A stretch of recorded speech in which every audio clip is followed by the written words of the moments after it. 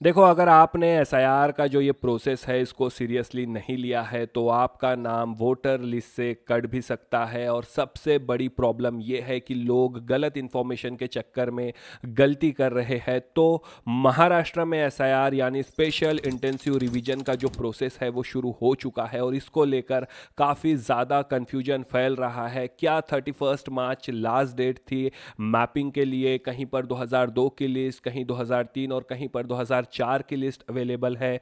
कौन सी लिस्ट सही है, क्या कंफ्यूजन है? और जो अनमैप वोटर्स है जिनकी मैपिंग नहीं हो पाई है उनको क्या करना है? और जो मैरिड वुमन है उनकी मैपिंग कैसे होंगी अगर उनका नाम 2002 की लिस्ट में नहीं है?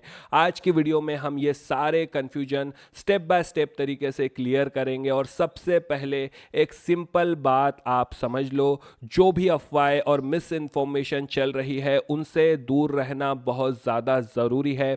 अगर आपने प्रोसेस को सही तरीके से समझ लिया तो बिना टेंशन के आप अपना नाम वोटर लिस्ट से कटने से बचा सकते हैं। हमने एसआईआर पर ऑलरेडी 3 डिटेल्ड वीडियो बनाए हैं जिसमें हमने एक्सप्लेन किया है बिल्कुल डिटेल में एसआईआर क्या है, 2002 की लिस्ट कैसे चेक करनी है, अपना नाम कैसे चेक करना है, वो डाउनलोड कैसे करनी है, और जो बीएलओ है हमारा बीएलओ कैसे पता करना है, उसकी इंफॉर्मेशन कैसे निकालनी है, और जो मैपिंग का प्रोसेस है वो कैसे करना है, मैपिंग के प्रोसेस कैसे होता है, बीएलओ ऐप में मैपिंग कैसे होती है, ये सारी चीज़ें हमने देखी है। अगर आपने वो वीडियोस नहीं देखे हैं तो डिस्क्रिप्शन और पिन कमेंट में उन वीडियो के आपको लिंक मिल जाएंगे, उन वीडियो को ज़रूर चेक करो। सबसे पहला कन्फ्यूजन, क्या 2002 की लिस्ट है, कहीं 2002 की लिस्ट है, कहीं 2003 की लिस्ट है और कहीं 2004 की लिस्ट शो हो रही है। तो सही कौन सी लिस्ट है? देखिए, सिंपल आंसर है, तीनों लिस्ट सही है। जो लास्ट टाइम एसआईआर हुआ था, ये जो प्रोसेस हुआ था वो 2002 से लेके 2004 के बीच में हुआ था। इसलिए जिस भी डिस्ट्रिक्ट में जब ये प्रोसेस कंप्लीट हुआ था, जब वो लिस्ट अपडेट हुई थी, उसी ईयर की लिस्ट वहाँ पर शो होंगी। जैसे कई जगहों पर 2002 में ये एसआईआर का प्रोसेस होकर लिस्ट अपडेट हुई थी, कई जगहों पर 2003 में ये प्रोसेस कंप्लीट हुआ था और लिस्ट अपडेट हुई थी, तो कई जगहों पर 2004 में ये प्रोसेस कंप्लीट हुआ था और वहाँ ये 2004 में, जैसे मैं अमरावती में हूँ तो हमारे यहाँ पर 2004 की लिस्ट अवेलेबल है। तो इसमें कंफ्यूज नहीं होना है, सभी लिस्ट ये वैलिड है। जहाँ जो लिस्ट अवेलेबल है उसी में अपना नाम चेक करो और उसी से अपनी मैपिंग करवा लो। अब दूसरा सवाल ये है, क्या 31 मार्च लास्ट डेट थी मैपिंग के लिए? तो बिल्कुल भी नहीं। 31 मार्च सिर्फ बीएलओस को देखो एक टारगेट दिया गया था 31 मार्च तक के मैपिंग कंप्लीट करने का। ये पब्लिक के लिए फाइनल डेडलाइन नहीं थी। ग्राउंड रियलिटी ये है कि बहुत जगहों पर मैपिंग अभी भी इनकम्प्लीट है, 50% से कम का रेशो मैपिंग का है, इसलिए प्रोसेस अभी भी मैपिंग का चल रहा है। मैंने पहले ही बताया था, एसआईआर का ये जो प्रोसेस है इसमें दो मेन फेज होते हैं।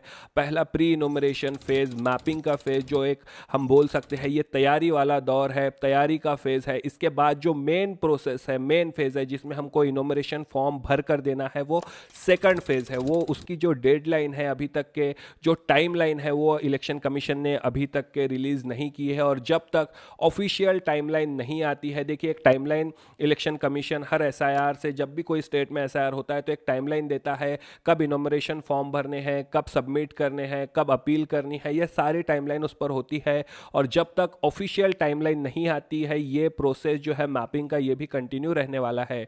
देखिए, अगर अंदाजन मैं बता सकूं तो मई जून जुलाई तक ये प्रोसेस जा सकता है, क्योंकि अभी जनगणना का भी प्रोसेस शुरू हो चुका है। अगर आपने मैपिंग नहीं की है तो अभी भी टाइम है, जल्दी अपनी मैपिंग कंप्लीट कर लो। अब तीसरा सवाल ये है, अगर आपका नाम किसी दूसरे स्टेट की लिस्ट में है 2002 वाली, तो आपको क्या करना है? देखिए, कोई प्रॉब्लम नहीं है, 2002 की लिस्ट में नाम होना ज़रूरी है। 2002 की लिस्ट ऑल इंडिया में कहीं पर भी हो वो वैलिड है। अगर आप समझो महाराष्ट्र में हो और 2002 की लिस्ट में आपका नाम यूपी में है तो भी ये वैलिड है, आप उसी से अपनी मैपिंग करवा सकते हो।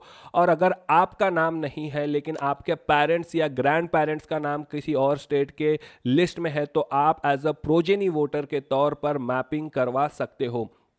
इसमें कोई कंफ्यूजन वाली बात नहीं है।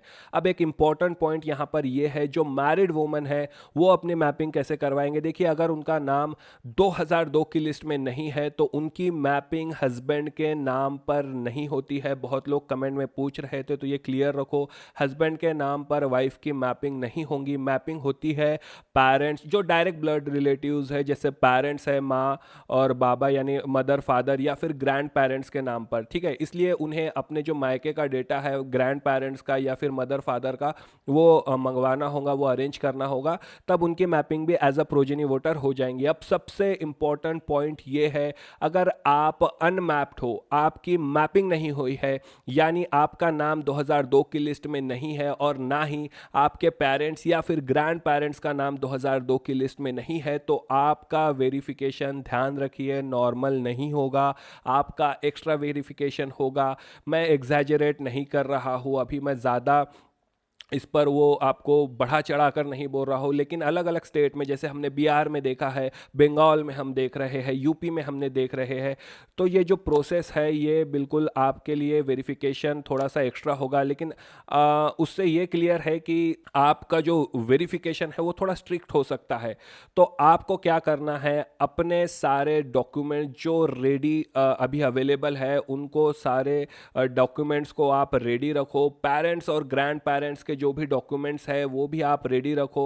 और अगर कई लोगों के ऐसे भी नाम है जिनके पेरेंट्स, ग्रैंड पेरेंट्स का नाम नहीं है, लेकिन उनके रिलेटिव्स का नाम 2002 की लिस्ट में है, तो वो भी आप डॉक्यूमेंट संभाल कर रखो, वेरिफिकेशन में काम आ सकता है। और अगर पॉसिबल हो तो 1987 के पहले, स्पेशली 1 जुलाई 1987 के पहले, अब ये डेट ही क्यों है इसको हमने अगले वीडियो में डिटेल में एक्सप्लेन किया है। सिटीजनशिप का इसमें एक्ट लागू होता है, वो सारी चीज़ें हम अगले वीडियो में देखने वाले हैं। देखिए, अगर पॉसिबल हो तो 1987 के पहले के डॉक्यूमेंट्स अगर हो आपके या आपके मदर फादर या ग्रैंड पेरेंट्स के, तो वो भी आप रेडी रखो। ये आपके वेरिफिकेशन को देखिए और इजी बना देगा। और टेंशन लेने की बिल्कुल भी ज़रूरत नहीं है, पैनिक नहीं करना है। इलेक्शन कमीशन ने 13 सेट्स ऑफ इंडिकेटिव डॉक्यूमेंट्स दिए हैं, जिनमें से काफ़ी डॉक्यूमेंट्स अवेलेबल होते हैं। इनमें से जो भी आपके पास अवेलेबल है, आपको स्क्रीन पर अभी ये इंडिकेटिव डॉक्यूमेंट्स दिख रहे होंगे, इनमें से जो भी आपके पास अवेलेबल है वो वेरिफिकेशन में काम आएंगे। देखिए, डॉक्यूमेंट्स 3 टाइप के होते हैं: आइडेंटिटी प्रूफ, एड्रेस प्रूफ और एज प्रूफ।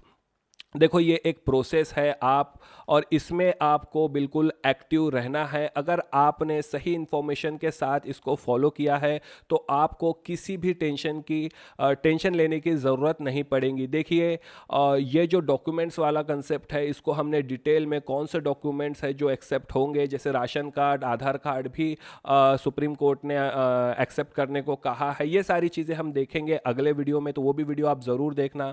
अगर आपका कोई भी डाउट है तो कमेंट में ज़रूर आप हमसे पूछे, मैंने लगभग सारे कमेंट्स के आपके रिप्लाई दिए हैं। और वीडियो को शेयर ज़रूर करें, क्योंकि अभी भी बहुत सारे लोग एसआईआर के बारे में अनअवेयर है, उन्हें इसकी जानकारी नहीं है। तो मिलते हैं अगले वीडियो में, तब तक के लिए सोचिए, समझिए और एक्सप्लोर कीजिए थिंको। अगर आप एग्जाम्स की तैयारी कर रहे हैं या नॉलेज गेन करके दुनिया को समझने की कोशिश, तो थिंको को फॉलो और सब्सक्राइब करें।